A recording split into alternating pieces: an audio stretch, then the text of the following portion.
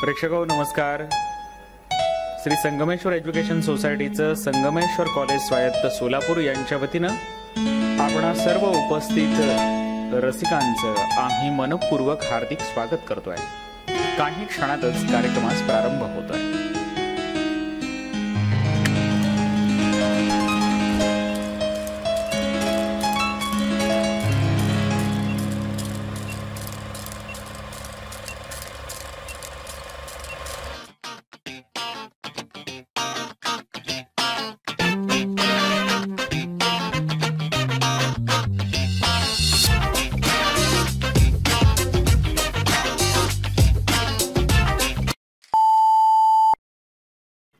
रसिको नमस्कार. Shri Sangameshwar education society संचलित Sangameshwar college स्वायत्त सोलापूर जिमखाना विभाग आयोजित दूरदृश्य प्रणालीद्वारे संवाद. आजचे वक्ते आहेत माननीय श्री हर्षद रवींद्र कुलकर्णी, एरोबिक जिम्नॅस्टिकचे राष्ट्रीय पंच आणि प्रशिक्षक. आजचा विषय आहे मैदानी खेळ आणि मानसिकता. आज बुधवार दिनांक 19 मे 2021 रोजी सकाळी 10:30 उपस्थित सर्व मान्यवरांचं आम्ही संयोजक या नात्यानं मनपूर्वक हार्दिक स्वागत करतोय. अध्यक्षस्थानी आहेत प्राचार्य डॉक्टर शोभा राजमान्य आणि समन्वय साधणार आहेत प्राध्यापक आनंद चव्हाण. मी सूत्रसंचालनासाठी निमंत्रित करतोय संतोष खेंडे सरांना. नमस्कार. श्री संगमेश्वर एज्युकेशन सोसायटी संचलित सोलापुरात सर्वात प्रथम स्वायत्त महाविद्यालयाचा दर्जा मिळवलेले संगमेश्वर स्वायत्त महाविद्यालय सोलापूर आज जिमखाना विभागाच्या वतीने दूरदृश्य प्रणालीद्वारे व्याख्यानाचे आयोजन केलेले आहे. आजच्या व्याख्यानाचा विषय आहे मैदानी खेळ आणि मानसिकता. आजच्या या कार्यक्रमासाठी प्रमुख वक्ते म्हणून आपल्याला लाभलेले एरोबिक्स जिम्नॅस्टिकचे राष्ट्रीय पंच व राष्ट्रीय प्रशिक्षक असलेले सन्माननीय हर्षद कुलकर्णी सर आजच्या कार्यक्रमाच्या अध्यक्ष आहेत. आमच्या महाविद्यालयाचे प्राचार्य डॉक्टर शोभा राजमान्य मॅडम, तसेच आमच्या जिमखाना विभागाचे प्रमुख प्राध्यापक आनंद चव्हाण, उपस्थित सर्व प्राध्यापक, प्राध्यापिका, शिक्षक, शिक्षकेतर कर्मचारी, आजी व माजी खेळाडू, तसेच पालक व उपस्थित श्रोता वर्ग, या सर्वांचं मी संगमेश्वर महाविद्यालय व जिमखाना विभाग यांच्या वतीने सर्वप्रथम शब्द सुमनाने आपलं हार्दिक स्वागत करतो. तत्पूर्वी मी आपल्या वक्त्यांना व श्रोत्यांना माहिती देऊ इच्छितो की दिनांक 7 एप्रिल रोजी जिमखाना विभागाच्या वतीने आरोग्यम धनसंपदा या विषयावर MD आयुर्वेद असलेल्या डॉक्टर किरण पाठक मॅडम यांनी व्याख्यान दिले होते. तसेच 30 एप्रिल रोजी योगिक मुद्रा आणि त्याचे महत्व या विषयावर देखील माननीय योग तज्ञ धनंजय सूर्यवंशी सर यांनी व्याख्यान दिले होते. आणि आज मैदानी खेळ आणि मानसिकता या विषयावरती राष्ट्रीय पंच व राष्ट्रीय प्रशिक्षक असलेले आपल्या सगळ्यांच्या समोर उपस्थित असलेले सन्माननीय हर्षद कुलकर्णी सर हे आपल्याला व्याख्यान देणार आहेत. त्यांचं ओळख व परिचय आमच्या जिमखाना विभागाचे चेअरमन प्राध्यापक आनंद चव्हाण सर यांनी करावं असं मी त्यांना विनंती करतो. धन्यवाद. सर, आपला परिचय द्यायच्या अगोदर आमच्या कॉलेजच्या प्रस्तावना मी थोडक्यात करतो. सर, संगमेश्वर कॉलेजचा इतिहास खेळामध्ये जर पाहिला तर एक दिवस आपल्याला कंप्लीट लागेल तो इतिहास सांगण्यामध्ये. खूप मोठा इतिहास संगमेश्वरनी या स्पोर्ट्सच्या माध्यमातून उभा केलेला आहे. तर संगमेश्वर कॉलेजनी आतापर्यंत इंटरनॅशनल लेवल सुद्धा खूप मोठ्या प्रकारचे खेळाडू निर्माण केलेले आहेत. प्रथम शिवाजी युनिव्हर्सिटीमध्ये आपण गेली 17 वर्ष नागेशकर ट्रॉफी आम्ही जिंकलेली आहे. त्याचबरोबर वंदना शानबाग जी ऍथलेटिक्स मधलं खूप मोठं नाव आहे, जिला अर्जुन अवॉर्ड मिळालेला आहे, ती सुद्धा आमच्या संगमेश्वर कॉलेजची इंटरनॅशनल खेळाडू. त्याचबरोबर वर्ल्ड कप मध्ये जिनं विकेट किपिंगचं काम केलं ती आमच्या कॉलेजची अनगा देशपांडे. त्यानंतर अजीम खान, स्वाती मॅगिरी, गोपी मेलपेद्दी डायव्हिंग मध्ये, त्यानंतर रक्षंदा गोरटे योगासनामध्ये, तृप्ती अवताडे योगासनामध्ये, त्यानंतर श्रेयश मालक ज्यांनी नुकत्याच झालेल्या वर्ल्ड चॅम्पियनशिप अंडर-18 मध्ये पाकिस्तानला आणि बँकॉकला त्याने सुवर्ण मेडल आणि ब्रॉन्झ मेडल असे मिळवलेले खूप खेळाडू आहेत. त्याचबरोबर नॅशनल लेवलला आहेत. युनिव्हर्सिटी ऑल इंडिया लेवलला तर सर आम्ही एक 15 ते 20% भाग फक्त आमच्या कॉलेज जिमखान्याचा असतो. त्यानंतर जर पाहायला गेलं तर संगमेश्वर कॉलेजने राज्य शासनाचे जे पुरस्कार आहेत, मला वाटतं की 1 लाखाचा जो पुरस्कार होता तो सुद्धा संगमेश्वर कॉलेजने मिळवलेला आहे. त्याचबरोबर सोलापूर विद्यापीठ वेगळ्या धर्तीवर सुरू झालं आणि सोलापूरमध्ये संगमेश्वर कॉलेजने खूप पहिल्यापासून खेळाची मक्तेदारी निर्माण केली म्हणायला हरकत नाही. त्याला एक वळण सोलापूर विद्यापीठाने ही जनरल चॅम्पियनशिप जसं नागेशकर ट्रॉफी होती तशीच डॉक्टर पूरणचंद्र पुंजाल ज्यांनी क्रिकेटमध्ये रणजी ट्रॉफी खेळली आहे, माजी महापौर होते, खूप मोठं व्यक्तिमत्व आहे क्रीडामधलं, त्यांच्या नावानं सोलापूर विद्यापीठाने जनरल चॅम्पियनशिप सुरू केली आणि गेली 2 वर्ष झालं सर ती परत संगमेश्वर कॉलेजच मिळवत आहे. आणि नुकत्याच झालेल्या अश्वमेध स्पर्धेमध्ये सुद्धा सगळ्यात जास्त मेडल असलेलं खेळाडूंचं कॉलेज म्हटलं तर संगमेश्वर म्हणायला काही हरकत नाही. असा हा संगमेश्वरचा थोडक्यात मी आमचा इतिहास तुम्हाला सांगितलोय. मित्रांनो, आजच्या प्रमुख पाहुण्यांची ओळख मी तुम्हाला करून देतो. ओळख ही माणसाची असतेच, पण खूप थोडक्यात म्हणजे हर्षद कुरकलनी म्हणलं तर एरोबिक्स आणि जिम्नॅस्टिक एवढंच काही जण ओळखतात, काही जण त्यांना पंच म्हणून ओळखतात. पण मित्रांनो, सगळा डिटेल जर अभ्यास केला तर त्यांचं व्यक्तिमत्व कसं वेगवेगळ्या प्रकारचं आहे पहा. आजचे प्रमुख पाहुणे श्री हर्षद रवींद्र कुलकर्णी, एरोबिक जिम्नॅस्टिक मध्ये आंतरराष्ट्रीय प्रशिक्षण त्यांनी केलेलं आहे. त्याच नंतर ते राष्ट्रीय पंच सुद्धा आहेत. 17 वर्ष प्रशिक्षण क्षेत्रामध्ये त्यांनी आपलं कार्य केलेलं आहे. स्पोर्ट्स कोरिओग्राफी हा एक नवीन त्यांनी लोकांसमोर आणलेला आहे. त्याचबरोबर संस्कार भारती पिंपरी चिंचवड समितीचे ते सचिव आहेत.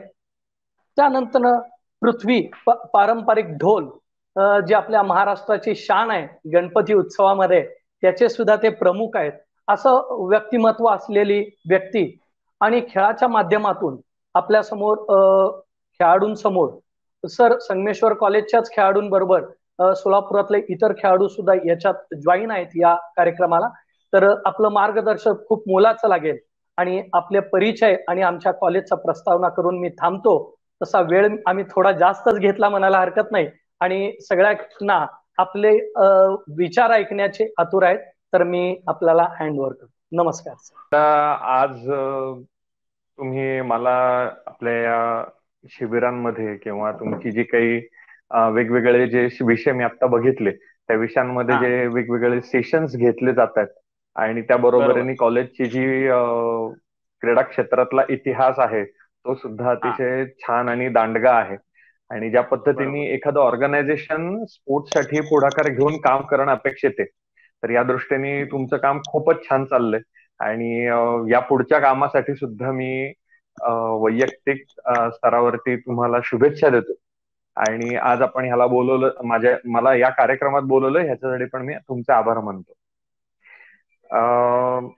थोडक्यात पहिल्यांदा काही सुरुवात करूयात आणि मग त्याच्यानंतर मी काही विषयांची मांडणी करण्यासाठी प्रयत्न नक्की करेन की त्याच्यामध्ये आजचा जो विषय आपण दिलेला आहे की मैदानी खेळ किंवा आपण खेळ म्हणूया, खेळ आणि मानसिकता.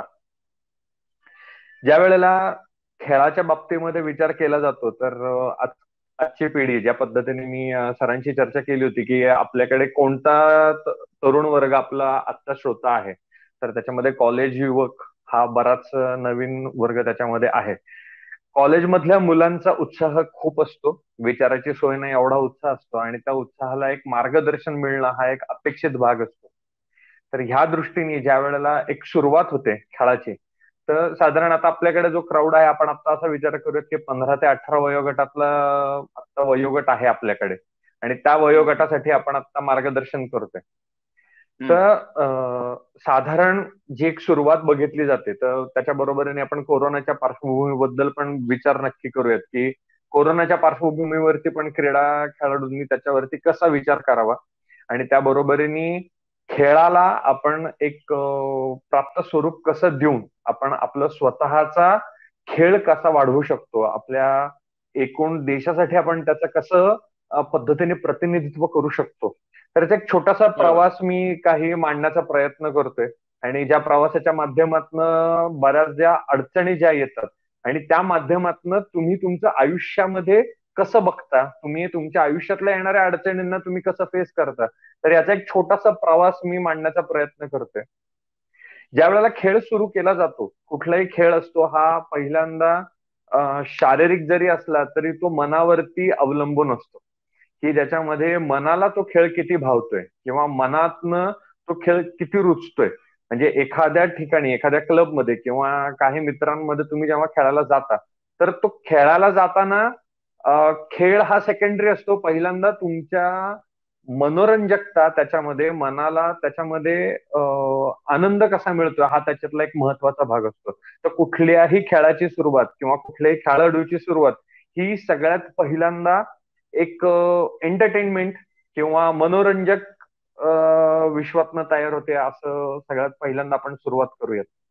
मग ह्याच्यानंतर हळूहळू फिटनेस साठीचा अवेअरनेस तयार होतो. कारण ज्या वेळेला एक खेळाडू त्याचा खेळ वाढवतो, तर खेळ वाढवल्यावरती त्याला स्ट्रेंथ, इंड्युरन्स, स्टॅमिना, फ्लेक्झिबिलिटी हे कंपोनेंट्स हळूहळू डेव्हलप होताना जाणवतात आणि त्यावेळेला त्याचा एक फिटनेस मेंटेन राहतो. फिटनेस मेंटेन राहिल्यानंतर मग एक अशी वेळ येते की ज्याच्यामध्ये आपण त्या खेळाडूंनी एक खेळ सिलेक्ट करून त्या खेळाचं प्रतिनिधित्व करण्याच्या दृष्टिकोनातनं आपण कसा विचार करू शकतो ह्याच्यावरती त्यांनी त्याच्या माध्यमातून विचार करणं गरजेचं आहे. आता जो आपल्या समोर जो युवक वर्ग आहे, तर तो साधारण या वयातला नक्कीच नाहीये की मला मनोरंजनासाठी खेळायचंय किंवा मला फिटनेससाठी खेळायचंय. काही जे न खेळणारे जो वर्ग आहे, तर त्यांनी फिटनेससाठी सुरुवात करू शकता. ही एक त्याच्यातली संधी असू शकते.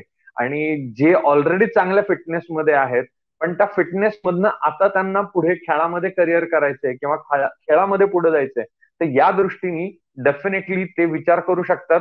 आणि त्याच्यासाठी स्पर्धात्मक तयारीच्या दृष्टीने आपल्याला ज्या वेळेला ठरवायचंय तिथून सुरुवात होऊ शकते.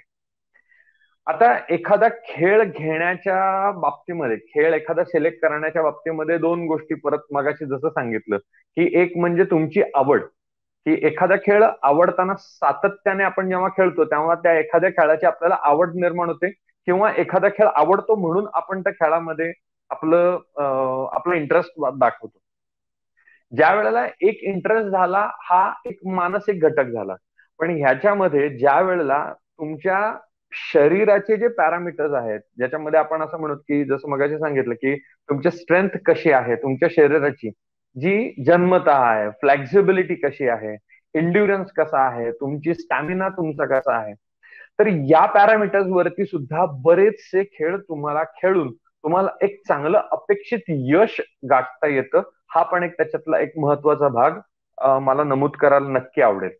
म्हणजे एखाद्या मुलाला खेळ आवडला इथपर्यंतचीच बाब नाहीये, तर खेळ आवडल्या बरोबरीने खेळाच्या क्रीडा क्षेत्रामध्ये एक बॅटरी टेस्ट म्हणून एक अगदी बेसिक लेवलला एक टेस्ट केली जाते, की ज्याच्यामध्ये हे जे आता मी कंपोनंट सांगितले ह्याच्याबद्दलची ती टेस्ट केली जाते. आपल्या शाळेतल्या प्रत्येक शिक्षकांना या बॅटरी टेस्टची खूप चांगली माहिती आहे, कारण की तो शैक्षणिक अभ्यासक्रमातला एक भाग आहे बॅटरी टेस्ट.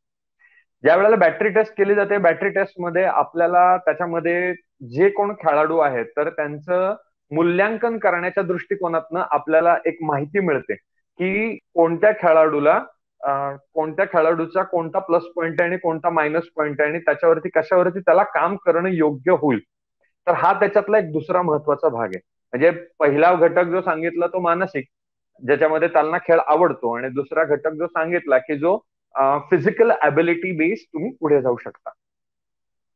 ज्या वेळेला तुमची फिजिकल ॲबिलिटी काय आहे हे तुम्हाला कळतं, तर त्या माध्यमातून इतर घटकांवरती सुद्धा आपल्याला बॅलन्सनी अभ्यास करायचा असतो. ज्याच्यामध्ये समजा फ्लेक्झिबिलिटी कमी असेल तर तुम्हाला फ्लेक्झिबिलिटीसाठी थोडंसं काम करणं अपेक्षित आहे. कारण सर्वांगीण विकास ज्या वेळेला आपण म्हणतो शरीराचा, तर खेळाच्या दृष्टीने, स्पर्धात्मक दृष्टीने तुम्ही विचार करणं हा एक वेगळा भाग झाला, आणि बेसिक फिजिकल फिटनेस ज्याच्यामध्ये सर्वांगीण विकास असणं अपेक्षित आहे हा एक वेगळा भाग झाला. तुमचा जर फिटनेस व्यवस्थित असेल तर तुम्ही इतर कोणत्याही खेळांमध्ये पुढाकार घेऊ शकता, आणि त्याबरोबरीने बॅटरी टेस्टच्या माध्यमातून जेव्हा तुमची एक निवड ठरते की तुमच्यातली काय कमी गुण अवगुण या दृष्टिकोनातनं तुम्ही जेव्हा पुढाकार घेता, तर त्यावेळेला तुम्हाला एक संशोधन करावंचं असतं की ज्याच्यामध्ये असा कोणता खेळ आहे की जी माझी अपेक्षित बॉडी लँग्वेज आहे त्याला तो कनेक्ट होईल किंवा त्या माध्यमातून तो योग्य खेळ राहील की ज्याला मी पुढच्या काळामध्ये भविष्यामध्ये मी एक अपेक्षित यश प्राप्त करू शकतो. तर ह्याच्यासाठी सगळ्यात महत्वाचं म्हणजे खेळाडूंनी संशोधनात्मक भूमिका नेहमी स्वतःबरोबर असणं अपेक्षित आहे, की ज्याच्यामध्ये एक छोटं उदाहरण सांगेन. आता जसं माझं सरांची चर्चा झाली होती, तर एक ऑलिम्पिक हा एक वेगळा विषय आहे आणि ऑलिम्पिक या खेळाच्या स्पर्धेंची माहिती हा सुद्धा एक वेगळा विषय आहे. तर साधारण त्याच्यामध्ये 33 खेळ आहेत आणि साधारण 50 डिसिप्लिन आहेत वेगवेगळे. तर ह्याच्यावरती सुद्धा आपण येणार आहोत. ह्याच्यावरती सुद्धा आपण पुढच्या काळामध्ये एखादं सेशन अरेंज करूयात की ज्याच्यामध्ये साधारण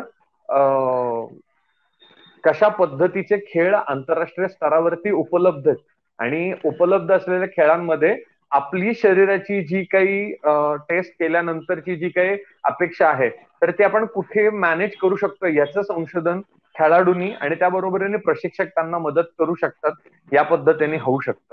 सरांना जिम्नॅस्टिक म्हणजे काय हे विचारलंय आपण आणि त्याचं स्पष्टीकरण सरांनी दिलंय. जिम्नॅस्टिक खेळाचा प्रवास कसा सुरू झाला या संबंधी ते बोलतीलच आणि एकूणच या खेळाशी त्यांचा संबंध कसा आला हे आपण नक्कीच जाणून घेणार आहोत. आपण विचारल्या प्रश्नांपैकी काही प्रश्नांचा उहापोह त्यांनी केलाय.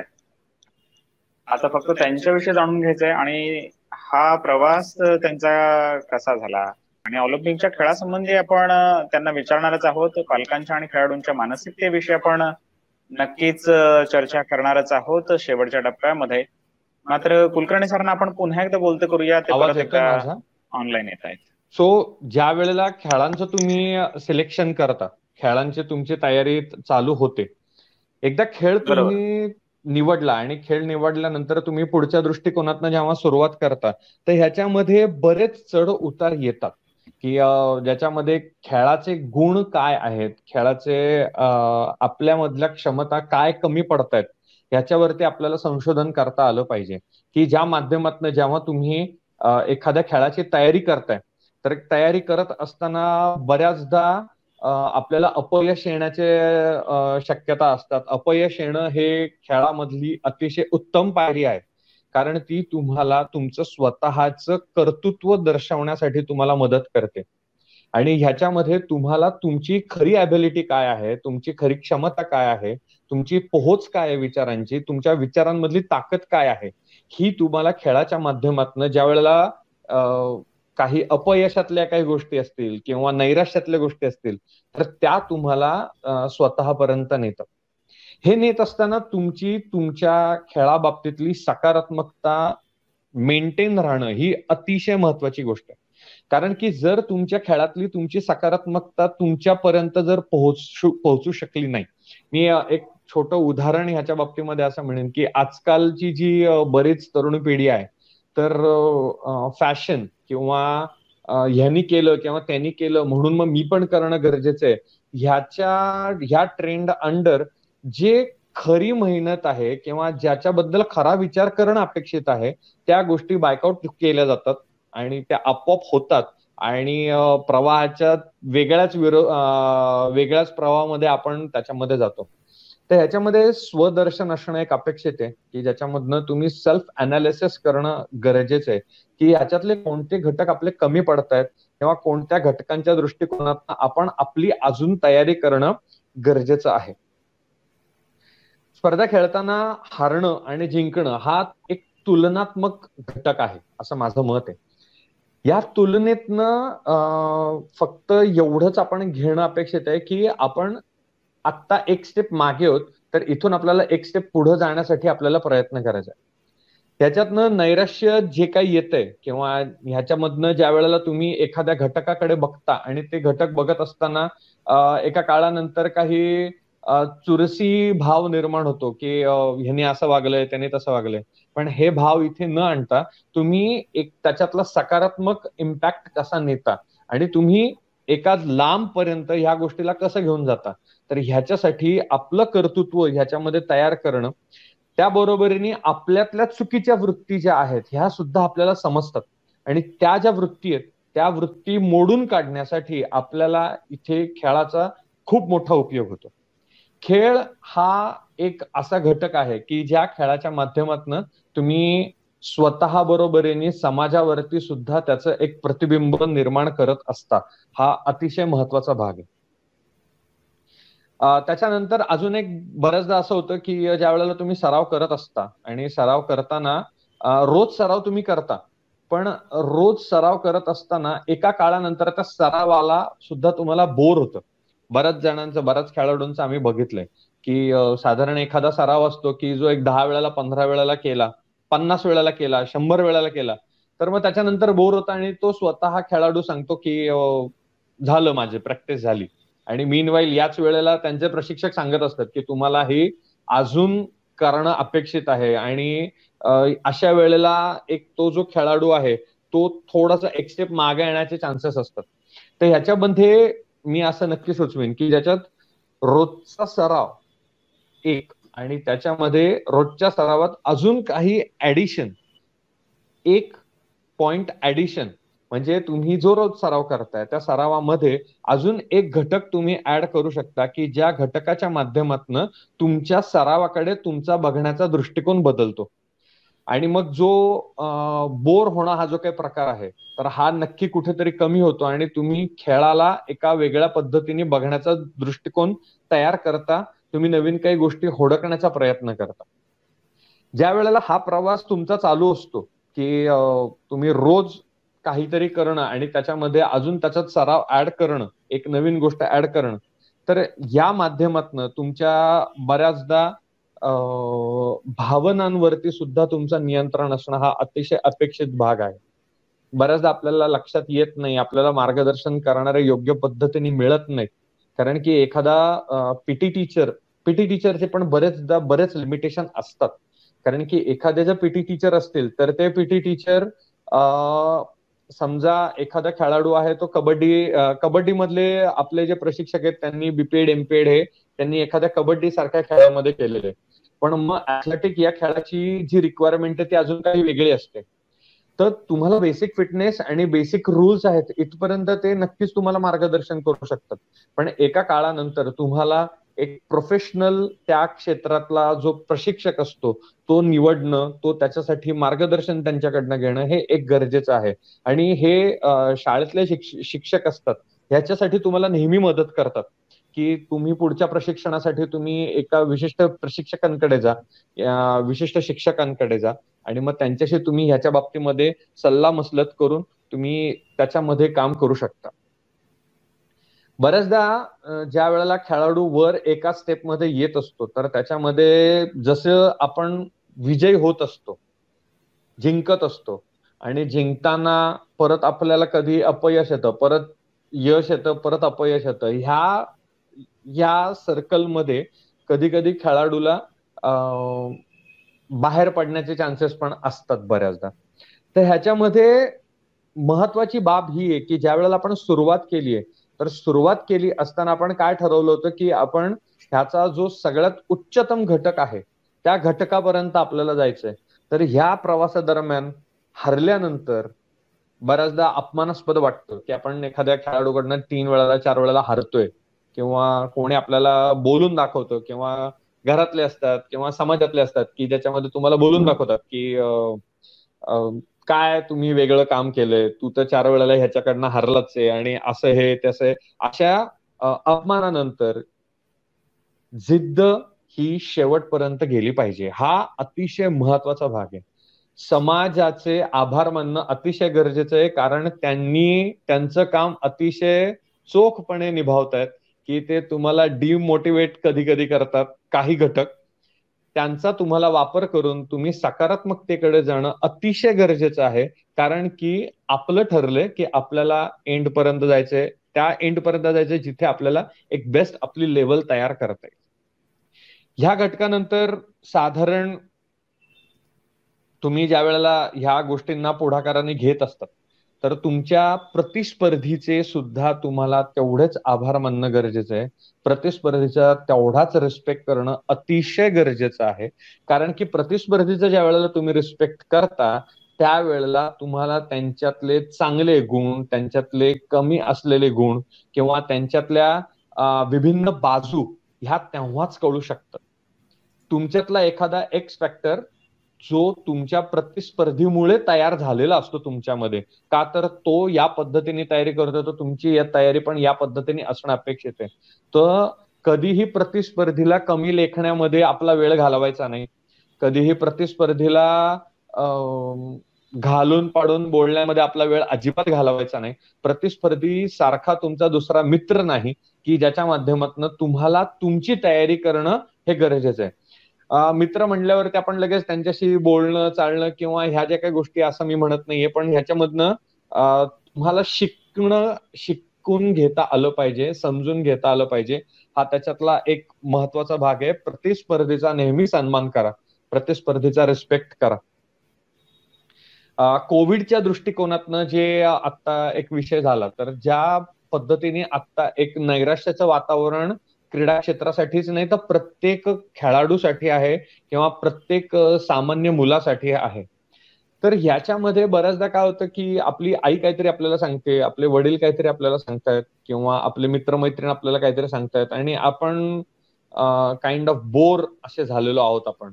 आणि ह्या बोर होण्याच्या कॉन्सेप्ट मागे आपण बऱ्याचदा चिडचिड होते आपली किंवा आपल्याला बऱ्याचदा गोष्टी काय चालल्यात ह्याच समजत नाहीयेत.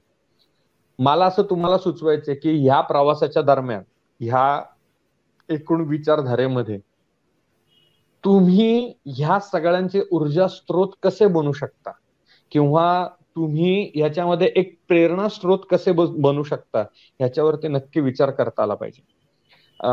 मी सरांना पण म्हणलं की स्पोर्ट्समध्ये करिअर हा पण एक माझ्याकडे खूप सुंदर विषय आणि ह्या विषयावरती सुद्धा जर आपण संधी दिली तर मी नक्की ह्याच्यावरती बोलेन.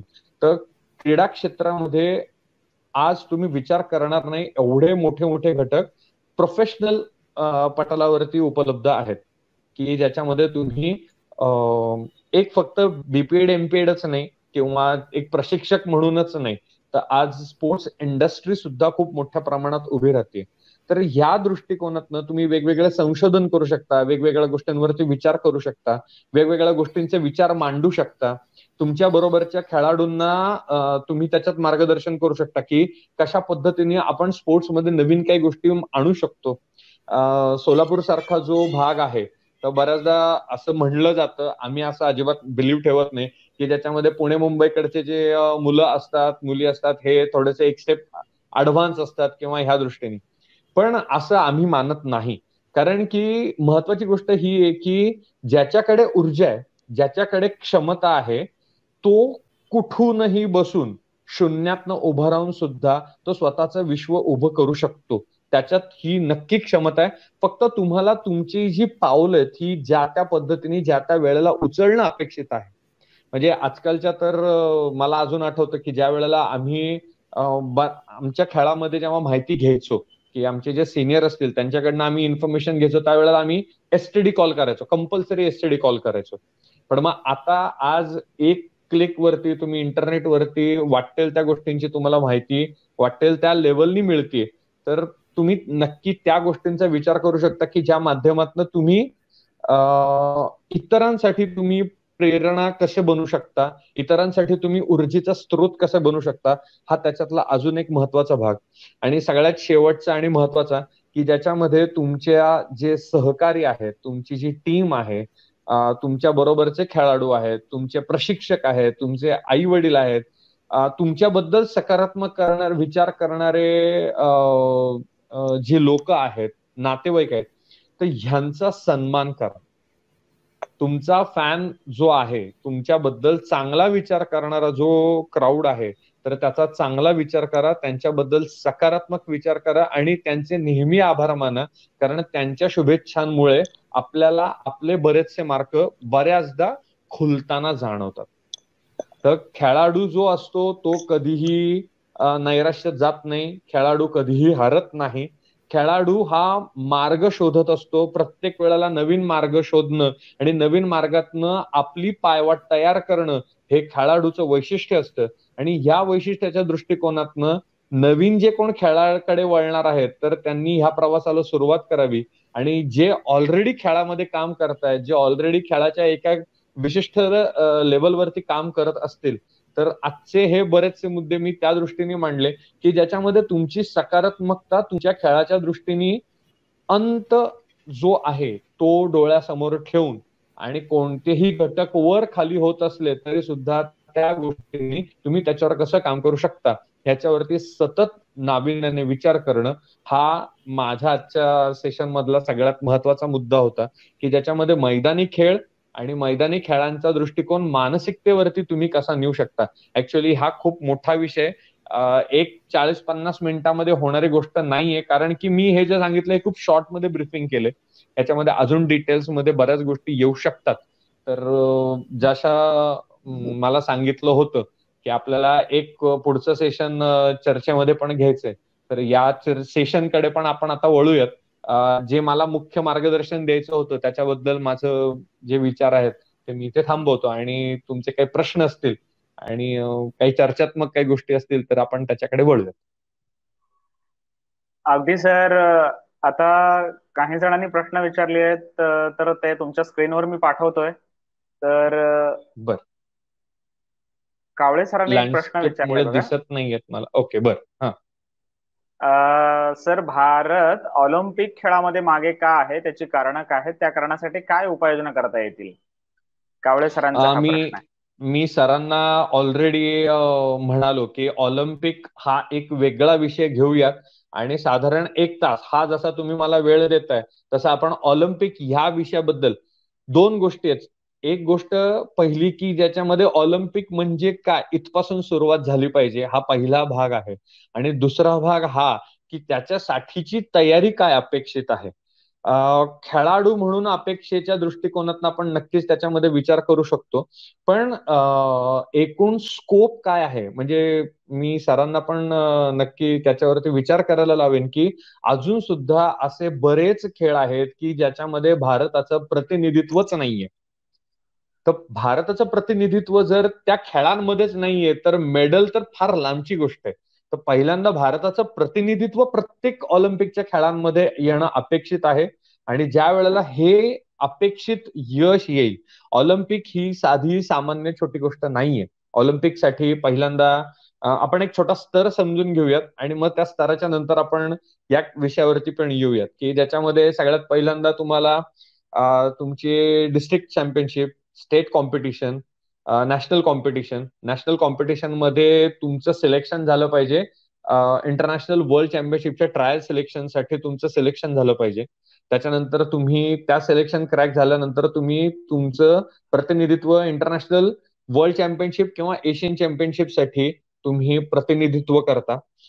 ज्या वेळेला तुम्ही या स्पर्धांमध्ये एक अपेक्षित यश प्राप्त करता, त्याच्यानंतर जर तो खेळ ऑलिम्पिकमध्ये असेल तर उत्तम, पण जर तो खेळ ऑलिम्पिकमध्ये नसेल तर तिथला प्रवास थांबला. पण जर खेळ ऑलिम्पिकमध्ये असेल तर ऑलिम्पिकची एक ट्रायल सिलेक्शन असते की ज्याच्यामध्ये वर्ल्ड चॅम्पियनशिपला तुमची एक जेव्हा पोहोच असते तर त्याच्यातनं तुमचं सिलेक्शन होतं की ऑलिम्पिकच्या ट्रायल सिलेक्शन मध्ये पण तुम्ही या. जर तुम्हाला आठवत असेल तर दीपा करमरकर ज्या लास्ट ऑलिम्पिकमध्ये होत्या तर त्यांचं ऑलिम्पिकच्या ट्रायल सिलेक्शन मध्ये त्यांना गोल्ड होतं, पहिल्या आल्या होत्या. आणि त्याच्यानंतर ज्या वेळेला ऍक्च्युअल ऑलिम्पिकची स्पर्धा होती त्याच्यामध्ये त्या चौथ्या आल्या होत्या. सो हा जो काही प्रवास आहे, ही ज्या काही स्टेप्स आहेत, ह्या छोट्या स्टेप्स नाहीयेत, या खूप मोठ्या स्टेप्स आहेत. आणि या स्टेप्सच्या दृष्टिकोनातनं आपल्याला तयारी करण्याच्या दृष्टिकोनातनं हा खूप मोठा विषय, आपण ह्या विषयावरती नक्की येऊया. थोडक्यात मी आता एक मांडलं की जे स्तर आहेत ते लहान नाहीयेत, छोटे नाहीयेत, भरपूर मोठा प्रवास आहे. या प्रवासामध्ये चिकाटी, जे मगाशी मी सांगितलं की आपलं फायनल डेस्टिनेशन जे आहे तुमच्या स्मरणात असणं अतिशय अपेक्षित आहे. नक्की सर. आता डॉक्टर महादेव देशमुख सरांनी एक प्रश्न विचारलाय. सांघिक खेळ आणि वैयक्तिक खेळ यामध्ये खेळाडूंची मानसिकता नेमकी कशी असते आणि त्या संदर्भात आपण काय सांगाल? खूप खूप खूप छान, खूप छान प्रश्न आहे. बेसिकली संघटनात्मक विचार आणि वैयक्तिक ज्या वेळेला विचार, ह्याच्यामध्ये तुम्हाला बऱ्याच कसरती वेगळ्या वेगळ्या असतात. ज्या वेळेला तुम्ही वैयक्तिक दृष्टिकोनातनं जाता तर त्यावेळेला तुम्ही, मी माझा प्रशिक्षक आणि माझे पालक इथपर्यंतचाच प्रवास किंवा इथपर्यंतचाच विचारधारा असते. पण ज्या वेळेला सांघिक विचार असतो तर त्यावेळेला सांघिक विचारांमध्ये तुमच्याकडे प्रत्येक वेळेला नवीन परिवर्तन घडत असतं. तुम्हाला वेगवेगळ्या पैलूंचं दर्शन होत असतं. की आपण एक समजा कबड्डीच्या बाबतीमध्ये म्हणलं तर 5व्या नंबरचा 5व्या पकडीचा खेळाडू आणि 7व्या पकडीचा खेळाडू असतो, त्याच्या प्रत्येकाचं एक स्किल वेगळं असतं. रायडर असतो, त्याचं स्किल वेगळं असतं. सो ज्या वेळेला सांघिक खेळ असतो त्यावेळेला तुम्हाला शिकण्याचे स्कोप जास्त असतो. शिकण्याचा स्कोप तुमच्या आयुष्याकडे एक बघण्यासाठीचा एक स्कोप वेगळा असतो. तुम्ही सांघिक खेळामधनं तुम्ही सहज समाजामध्ये उतरून तुम्ही कोणत्याही पातळीवरती एका चांगल्या लेवलला काम करू शकता, की सुरुवात शून्यापासून करून वरती येऊ शकता. सेम वैयक्तिक खेळामध्ये खेळाच्या दृष्टीने फायदा जास्त चांगला असतो, कारण की वैयक्तिक खेळामध्ये ज्या वेळेला तुम्ही काम करता त्यावेळेला तुम्हाला स्वतःवरती काम करायला मिळतं. मग स्वतःतले गुण अवगुण ह्याच्यावरती जास्त चांगलं काम केलं जातं. आणि एक स्कोप जर बघायला गेलं तर सांघिक खेळामध्ये तर आहे, पण त्याच्यापेक्षा जास्त वैयक्तिक खेळामधला स्कोप जास्त असू शकतो, कारण की ज्या वेळेला डेव्हलपमेंटचा आपण विचार करतो त्यावेळेला तो वैयक्तिक स्तरावरती जास्त चांगला आपण करू शकतो, कारण तो आपल्या हातात असतो. पण ज्या वेळेला सांघिक असतो तर त्या कोचला सुद्धा किंवा त्या कमिटीला जी टीम तयार करते तर त्यांना ह्याचे चॅलेंजेस एका वेगळ्या लेवलला असतात. तर मग डेफिनेटली कधी आपल्याला संधी मिळते, कधी आपल्याला संधी मिळत नाही. आणि मग संधी मिळाली नाही तर मग त्यावेळेला आपल्याला त्याच्यातलं परत संधी तयार करेपर्यंतचा जो काही वेळ द्यावा लागतो, rather than individual base game मध्ये तुम्हाला संधी ही तुमच्या खेळावरतीच डिपेंड असते, तुमच्या परफॉर्मन्सवरती डिपेंड असते. आणि how do increase that performance, that is totally depends on your on mindset.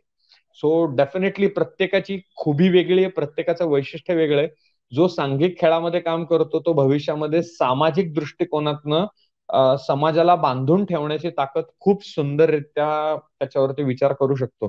तर प्रत्येकाचं वैशिष्ट्य वेगळं वेगळं आहे आणि प्रत्येक खेळाकडे बघण्याचा दृष्टिकोन वेगळा वेगळा. अगदी खरंय सर.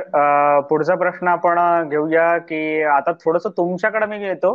तुमचा या राष्ट्रीय अगदी या खेळापासून, अगदी जिम्नॅस्टिक या खेळापासून ते राष्ट्रीय पंच म्हणून तुमचा जो प्रवास होता तो प्रवास थोडा उलगडलात तर बरं होईल, आणि मग आपण परत एकदा पुढच्या प्रश्नाकडे जाऊया. नक्की नक्की. बेसिकली माझी सुरुवात जी आहे, मी प्रोफेशनली मी कोरिओग्राफर आहे.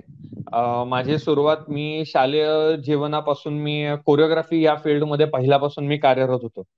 त्याबरोबरीने कला क्षेत्रामध्ये सुद्धा माझं त्यावेळेला वर्चस्व खूप चांगलं होतं. मी स्वतः तबल्याच्या 2 परीक्षा दिल्यात, त्यामुळे माझ्याकडे एक नाद किंवा या पद्धतीने एक आपण स्वर म्हणू शकतो तर या पद्धतीने एक चांगला अभ्यास होता. मीनवाईल मी शाळेमध्ये असताना पेड कोरिओग्राफी करायचो. साधारण मी 7वी 8वीतली गोष्ट सांगतोय. तर त्यापासून ही माझी ऍक्च्युअल कोरिओग्राफीची सुरुवात झाली.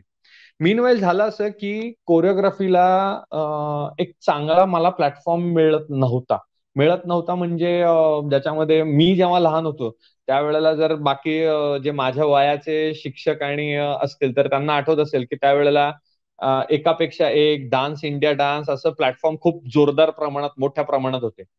पण ह्याच्यामध्ये माझी अपेक्षा अशी होती की हा डान्स सर्व गुण नाहीये, म्हणजे ज्याच्यामध्ये अहंकाराला त्याच्यामध्ये वाव दिला जातोय किंवा जसं मगाशी वैयक्तिक सांगितलं तर इंडिव्हिज्युअल कॅरेक्टरिस्टिक वरती वेगळ्या पद्धतीने काम केलं जाते. तर ज्या वेळेला ह्या गोष्टी माझ्या समोर यायला लागल्या तर त्याच्यातनं मी थोडासा मागे आलो आणि मला जिम्नॅस्टिक ह्या खेळाची काही मला माहिती मिळाली. का तर मला स्टंट शिकायचे होते. बॅकफ्लिप, फ्रंटफ्लिप, फ्लिप ह्या मला डान्स साठीच्या शिकणाऱ्या गोष्टी होत्या.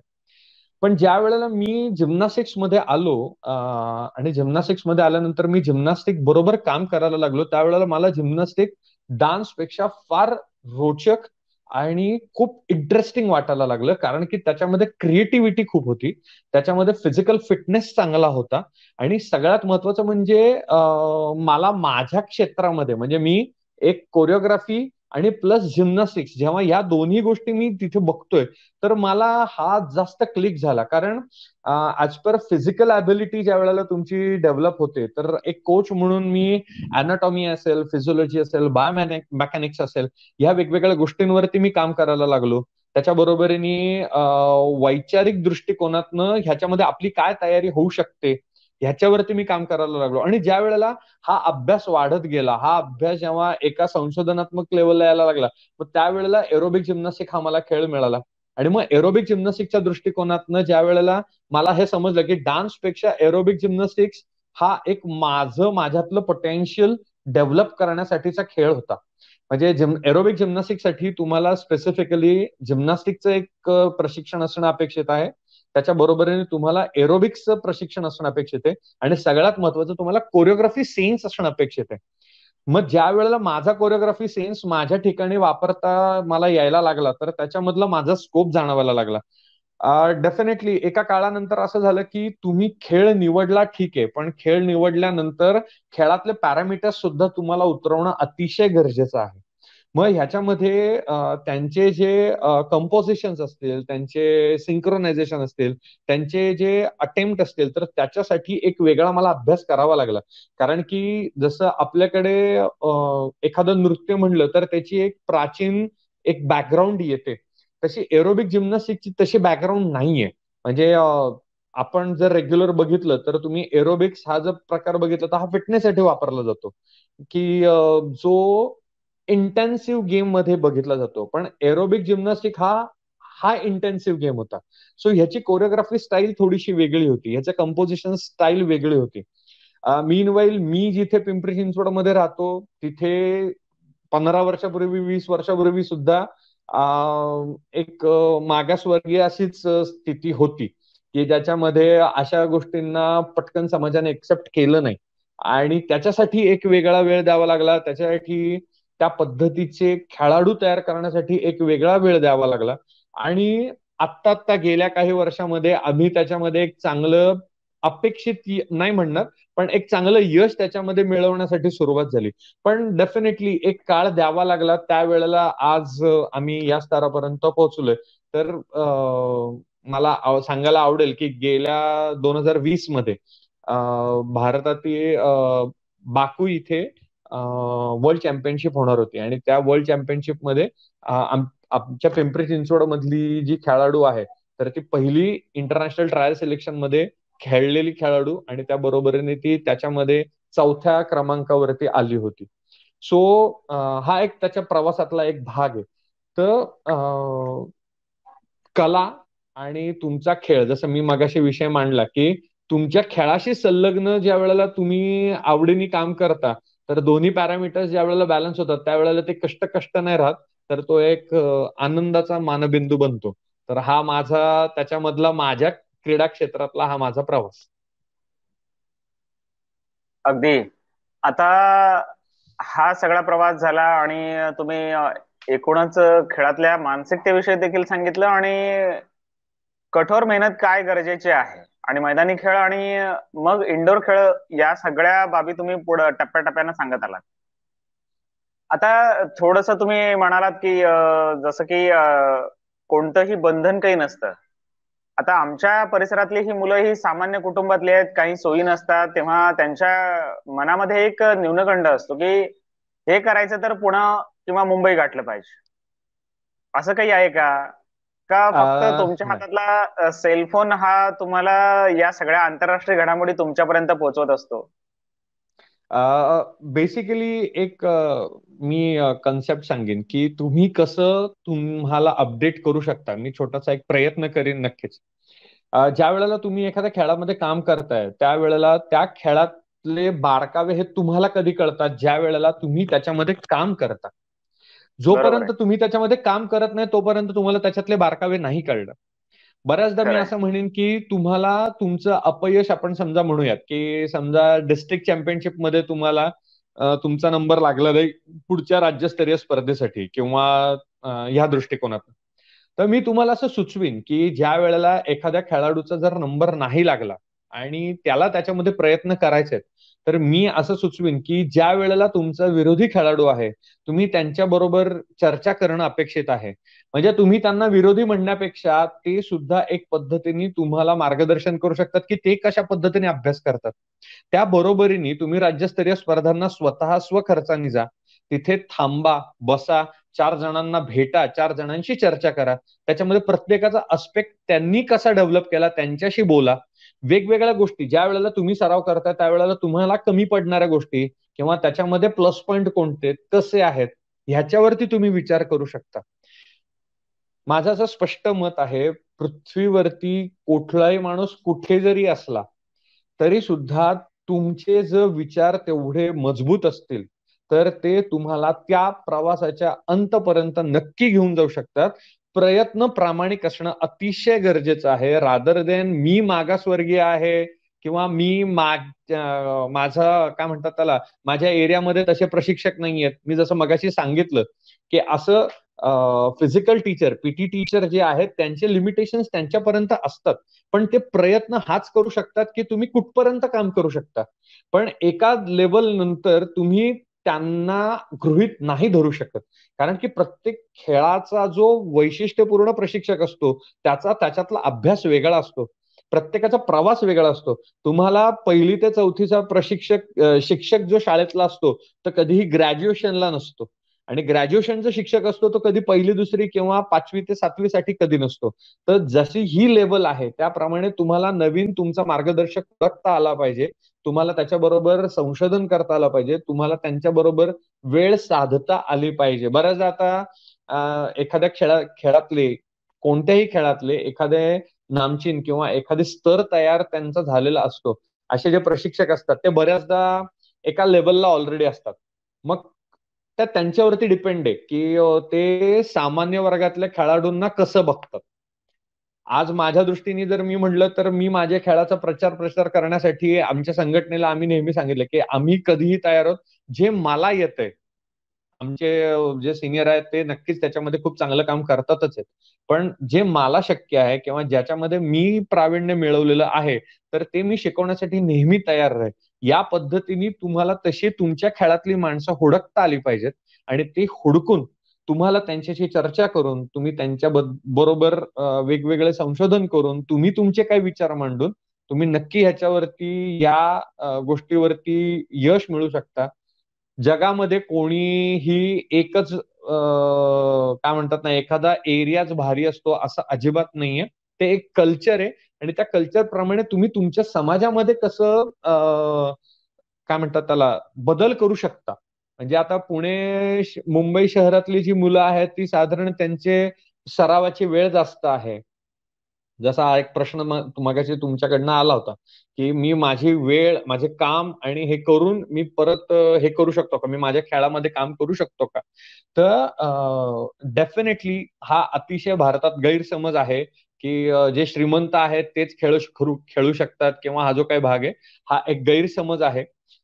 बाहेरच्या देशांमध्ये कित्येक जण आहेत, इव्हन कित्येक जणांना रोनाल्डो जर माहिती असेल तर रोनाल्डो हा एका हॉटेलमध्ये एक आचारी म्हणून त्यांनी काम करून तो त्याचा खेळ खेळायचा.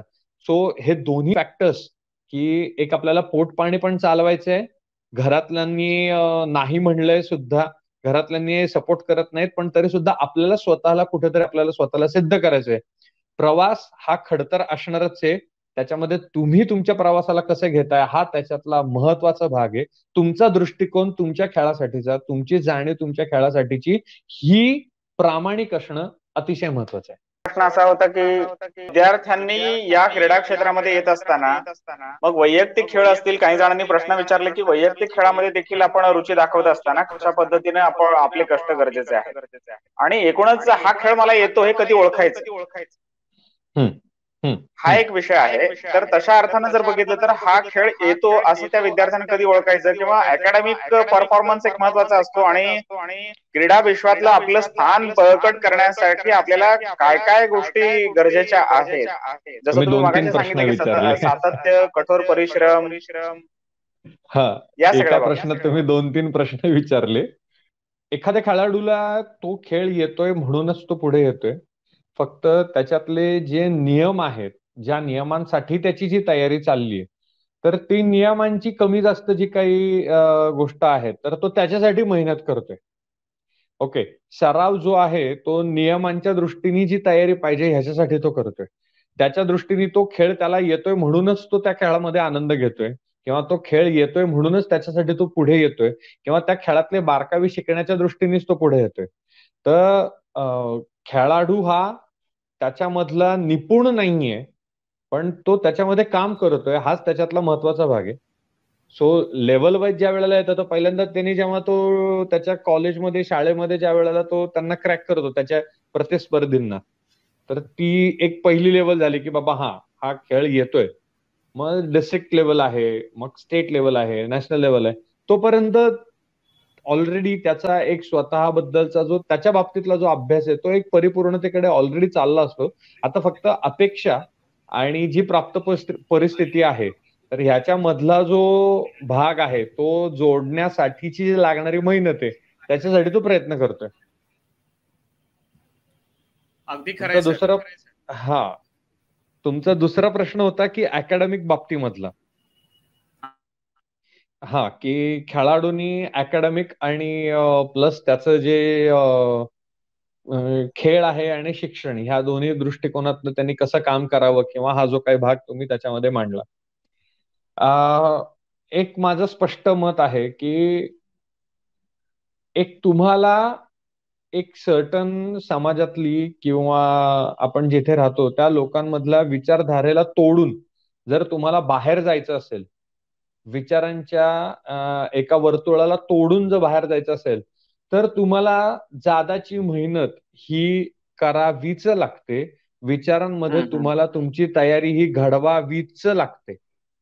म्हणजे तुम्हाला विश्वास नाही बसणार जर एखादा जिम्नॅस्टिक्स मध्ये सुद्धा जे नॅशनल लेवल पर्यंत जे जाणारे खेळाडू आहेत, ते दररोज कमीत कमी साधारण एक 6 ते 12 तास रोज सराव करतात. त्यावेळेला ते एका स्तरावरती पोहोचण्यासाठी स्वतःला तयारी करतात. बरं, सगळी तयारी जी असते ती फक्त फिजिकल असते का, तर असं अजिबात नाहीये. त्याच्यामध्ये टेक्निकल काही प्रिपरेशन असते, काही मेंटल प्रिपरेशन असते, काही सोशल प्रिपरेशन असते, की समाजाच्या दृष्टिकोनातनं पण आपल्याला बऱ्याच गोष्टी, बऱ्याच घटकांवरती काम करणं गरजेचं असतं. म्हणजे समजा जसा एखादा माणूस आहे जो ड्युटी आवर्स तयार करतो त्याचे, की 6 वाजले संध्याकाळचे की माझे ड्युटी आवर्स संपले, 6 नंतर मी काही कंपनीत थांबत नाही. पण ऍज सेम तसा तो खेळाडूच्या बाबतीमध्ये पण हा पॅरामीटर्स लागतो त्याला. फक्त ते असं नाहीये की 6 वाजले म्हणून बंद करायचं, असं नाहीये. डेफिनेटली त्याला ते काम चालू ठेवणं, समाजामध्ये उतरून त्याच्यामध्ये काम करणं, हा त्याच्यातला अतिशय महत्वाची बाजू आहे. म्हणजे टेक्निकल स्टडीसाठी सुद्धा त्याला नाही म्हणलं तरी दिवसातले 2 तास 1 तास देणं अतिशय गरजेचं आहे, की तो जे काही त्याच्यावरती अभ्यास करतोय, तर त्याच्यामध्ये वर्ल्ड रेकॉर्ड कोणाचं काय आहे, किती आहे, कसं आहे, त्याच्यासाठी त्यांनी त्याच्यातली काय मेहनत करण्यासाठी प्रयत्न केलेला आहे, नवीन रिसर्च काय येत आहेत, फिजिकल फिटनेसमध्ये नवीन काही गोष्टी येत असतील, त्यांच्या खेळामधले नवीन काही रिसर्च असतील, त्यांच्या खेळामधला जो कुठला खेळाडू आहे त्यांच्या खेळामधला जो आंतरराष्ट्रीय जो अचीव्ह केलेला खेळाडू आहे, तर त्याच्याबद्दल काही रिसर्च असतील, त्याच्याबद्दलचे काही अभ्यास असतील. सो तुम्हाला हे एन नंबर आहेत, पण ह्याच्यामध्ये तुम्हाला आउट ऑफ द बॉक्स जाऊन अभ्यासासाठी तो वेळ देणं अपेक्षित आहे, हा एक भाग. दुसरी गोष्ट, कुठेतरी पालकांनी अशा वेळेला समजून घ्यावं की ज्या वेळेला मुलगा खेळासाठी असेल किंवा कलेसाठी असेल किंवा कुठल्या तरी एखाद्या गोष्टीसाठी चौकटीच्या बाहेर जाऊन काम करतोय, चौकटीच्या बाहेर जाऊन त्याच्यामध्ये विचार मांडतो, तर त्यावेळेला नक्कीच घरातल्यांनी अशा काही बाबतीमध्ये अपेक्षा थोड्याशा कमी करणं ही एक स्वाभाविक अपेक्षित बाजू आहे, की याच्यावरती सुद्धा पालकांनी एक सहकार्य करावं. कारण काय होतं, ऑलरेडी त्याच्या खेळाबाबतीतले किंवा त्याच्या कलेबाबतीतले किंवा त्याचे प्रश्न ऑलरेडी स्वतः बरोबर असतात, त्याचा स्वतः बरोबर ऑलरेडी एक फाईट चालली असते, युद्ध चालू असतं आत. कारण बरेचसे प्रश्न आईबाबांना माहितीच नसतात, बरेचसे प्रश्न कोच पर्यंत जात नसतात, आणि त्याच्यामध्ये अजून एक फाईट म्हणजे आपल्याला घरातल्यांना पण फेस करणं, हा जो काही भाग आहे, तर त्याच्यामध्ये घरातल्यांनी सहकार्याची भूमिका दाखवणं अपेक्षित आहे, त्यांना मदत करणं अपेक्षित आहे. हे बघा, उद्या राष्ट्रांनी किंवा राज्यांनी त्याला अप्रिशिएट केल्यानंतर घरातल्यांनी अप्रिशिएट करण्यामध्ये काही अर्थ नक्कीच नाहीये. म्हणजे शेजारच्यांनी सांगितलं की बाबा तुमच्या मुलांनी ते पेपरामध्ये नाव आल्यावरती हे कौतुकास्पद नसावं, रादर देन घरातल्यांनी ठीक आहे, शिस्तीचा तगादा असावा, नाही असं अजिबात नाहीये, शिस्त असावी, त्या पद्धतीने त्यांनी त्याच्यावर काम करावं, यात काही शंका नाहीये. परंतु दुसरा नवीन संघर्ष तयार होऊ नये ही घरातल्यांच्या दृष्टिकोनातनं, आणि एक समन्वयक विचार भावना असावी. समजा आता एखाद्याला जर एमपीएससी युपीएससी क्रॅक करूनच पुढे जायचं असेल आणि प्लस खेळ पण खेळायचा असेल, तर डेफिनेटली त्याला काय म्हणतात ना, 2-3 तास अभ्यास करून आणि मग परत काय म्हणतात मी हे कसं करू, हा प्रश्न इथे येत नाही. साधारण मग तिथे तुम्हाला अभ्यास करून, तो खेळातला सराव करून मग तुम्हाला पुढे जायचं, ह्याची जर विचारधारा तुमच्यामध्ये जर पक्की असेल तर हे त्याच्यातनं तुम्हाला हे जाणं गरजेचं आहे. येस. खूप छान सर. एकूणच आपण कार्यक्रमाच्या अंतिम टप्प्यात आलो आहोत. तर हा विषय तुम्ही अतिशय सहजतेनं आणि सुगमतेनं सांगितलात, आणि विशेष म्हणजे नव्यानं क्रीडा क्षेत्राकडे येणाऱ्या विद्यार्थ्यांसाठी, जसं मी सुरुवातीला या मध्यंतरामध्ये म्हणालो की अकॅडमिक विषय हा देखील खूप महत्वाचा आहे. पालकांच्या दृष्टिकोनातून अगदी हा थोडासा विषय कसा होतो की हे करावं की ते करावं, किंवा त्यामध्ये तो टिकून राहील का. परत इथं सांघिक आणि वैयक्तिक हा जो दोलायमान परिस्थितीचा थोडासा भाग असतो. यामध्ये देखील तुमच्यासारख्या ट्रेनरची, तुमच्यासारख्या कोचची, की त्यांचा मानसिक एक विचार म्हणजे मानसिक विचारधारा आपण जसं म्हणालो की त्या पद्धतीने तयार होणं अत्यंत गरजेचं आहे. आणि मग एकदा निश्चय केला की त्याची एकदा गोडी निर्माण झाली की तो खेळाडू असेल किंवा तो विद्यार्थी असेल, तो तुमचा मुलगा असेल किंवा पाल्य असेल, तर त्याला तिथे आपोआपच तो प्रोत्साहित होत असतो आणि त्याला काय करायचं हे एकदा त्याला सगळं लक्षात येतं आणि तो समजूतदार बनतो. महाविद्यालयीन जीवन जर बघितलं तर त्याच्या कक्षा त्याला माहित असतात आणि येत्या 5 वर्षाचं त्याच्याकडे नियोजन असतं. कोणत्या मॅचेस कशा पद्धतीने येतात, जसं तुम्ही म्हणालात की मोबाईलची एक काडी जरी उपलब्ध असेल इंटरनेटची, तर तुम्हाला जगातल्या सगळ्या घडामोडी कळतात. आज एका क्लिकवर जग जवळ येत आहे. बरोबर आहे. आणि हा सगळा प्रवास त्याला घेऊन जायचा आहे. मात्र आपल्या करिअरकडे या दोन्हींची सांगड घालून जर तुम्ही पुढे जात असाल तर निश्चितच मग ते स्पर्धा परीक्षांचं विश्व खुलं आहे. आणि अकॅडमिक परफॉर्मन्स करताना देखील वेगवेगळ्या ज्या काही सेवा क्षेत्र आहेत त्या सेवा क्षेत्रामध्ये देखील ही मुलं चमकू शकतात. क्रीडांगणावरील ताऱ्यांना जाता जाता एक शेवटचा प्रश्न, एक तुमचं म्हणून तुम्ही काय सांगाल? माझ्या मनात हे आहे, मुलांना हे नक्की करा, नक्कीच तुम्ही यशस्वी व्हाल, असं तुमचा कानमंत्र काय असेल? एक जीवनाच्या आपण एक प्रवास अशा दृष्टिकोनातनं जर आपण म्हणलं तर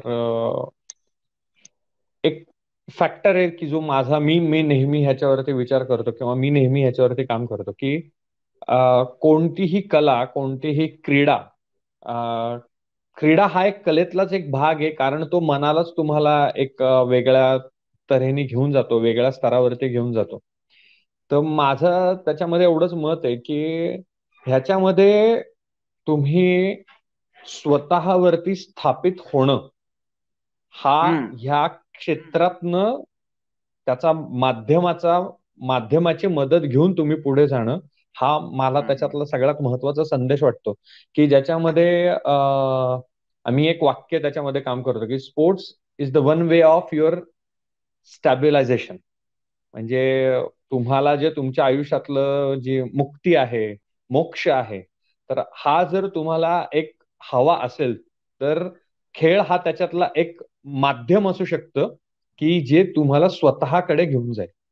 तर डेफिनेटली आम्ही या पद्धतीने आम्ही त्याच्यावरती विचार करतो, अभ्यास करतो. आणि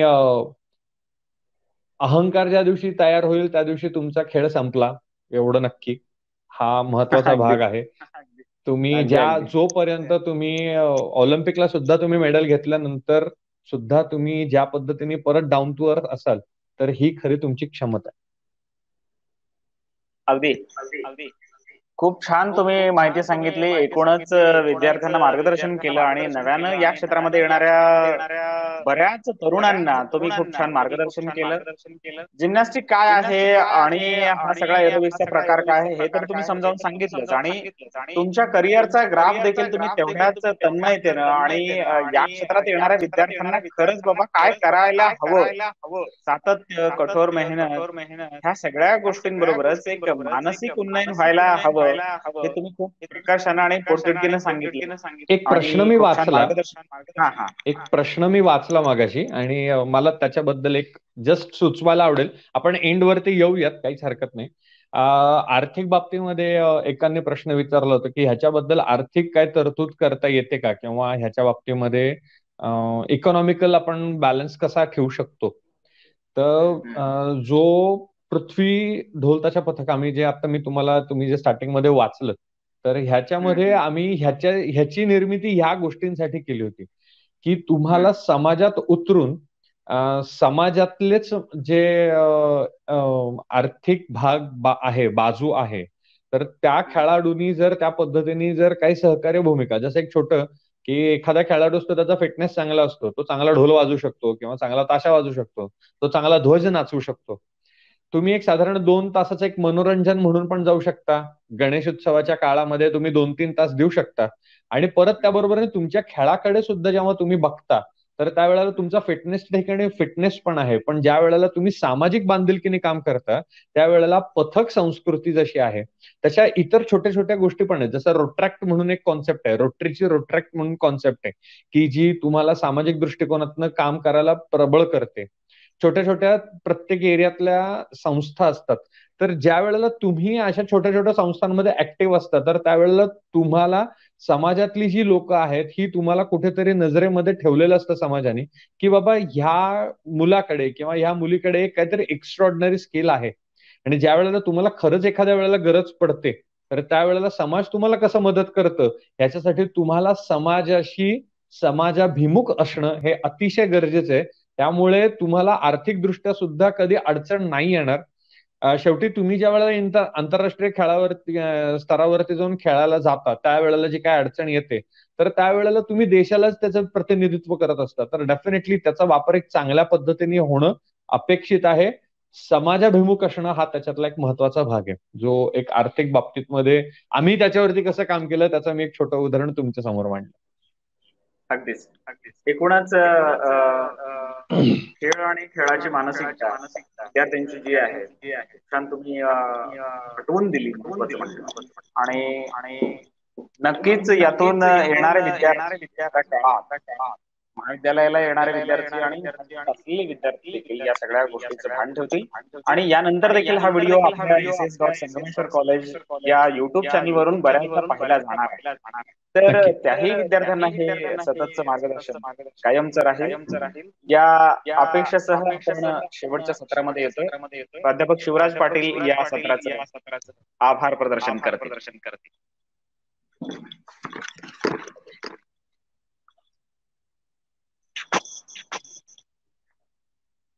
नमस्कार सर. नमस्कार. आज संगमेश्वर महाविद्यालय क्रीडा विभागाच्या वतीने खूप सुंदर अशा व्याख्यानाचं आयोजन करण्यात आलं होतं. माननीय हर्षद कुलकर्णी हे या व्याख्यानासाठी उपस्थित होते. आंतरराष्ट्रीय पंच आणि ट्रेनर अशी अभिविशेषण ऐकल्यानंतर माणसाची वेळ मिळत नाही. परंतु ह्या सगळ्या गोष्टी असताना देखील अतिशय मनमोकळेपणाने संवाद करणारे वक्ते, सहज बोलणारे, मित्रवत हृदयात उतरणारे, बोलता बोलता कळत नाही की धनंजय कुलकर्णी हृदयात किती खाली होतात. आणि बोलणारा हा बोलत राहतो त्यांच्याशी, आणि ते फक्त शब्दांनी मी ट्रेनर आहे असं म्हणत नाही. त्यांचं शरीर पाहिल्यानंतर, त्यांची मूर्ती पाहिल्यानंतर असं लक्षात येतं त्यांनी खूप सुंदर स्वतःचं स्वास्थ्य देखील ठेवलेलं आहे. आणि खूप चांगल्या शैलीमध्ये काही तांत्रिक गोष्टी अवश्य घडल्या, पण जे काही ऐकायला मिळालं, जे काही मार्गदर्शन नवीन खेळाडूंना मिळालं, बऱ्याच आमच्या शिक्षकांनी देखील आपल्याला प्रश्न विचारलेले आहेत. आणि लोकांच्या मनामध्ये अनेक प्रश्न आणि शंका अजूनही आहेत.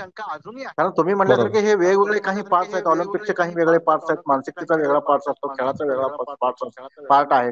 अशा वेगवेगळ्या गोष्टी आहेत. ह्या सगळ्यांची संमिश्र प्रतिक्रिया देत असताना व्यक्त करणाऱ्याची खूप गोची होत असते की नेमकी उत्तरं त्याला ती देता यावी आणि ऐकणाऱ्याचं ते समाधान व्हावं, हे खूप महत्वाचं आहे. व्याख्याता मोठा आहे का लहान आहे याच्यापेक्षा ऐकणाऱ्याचं समाधान किती झालं हे खूप महत्वाचं आहे. पण आपण खूप सहज, साध्या आणि सरळ भाषेमध्ये अभिव्यक्ती दिली. सर, संगमेश्वर महाविद्यालय क्रीडा विभाग आणि कॉलेजच्या वतीनं, संगमेश्वर एज्युकेशन सोसायटीच्या वतीनं मी आपला अत्यंत आभारी आहे. आणि मला माहित आहे आपण स्पोर्ट्स कन्सल्टंट आहात आणि यापुढेही संगमेश्वर महाविद्यालयाला आपल्या मार्गदर्शनाची गरज नक्कीच लागणार आहे.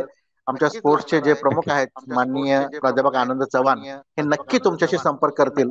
मी तर तुमचाच आहे, तुम्ही माझे आहात, मी घरचा आहे, आपल्यात काही तो संवाद होत राहील.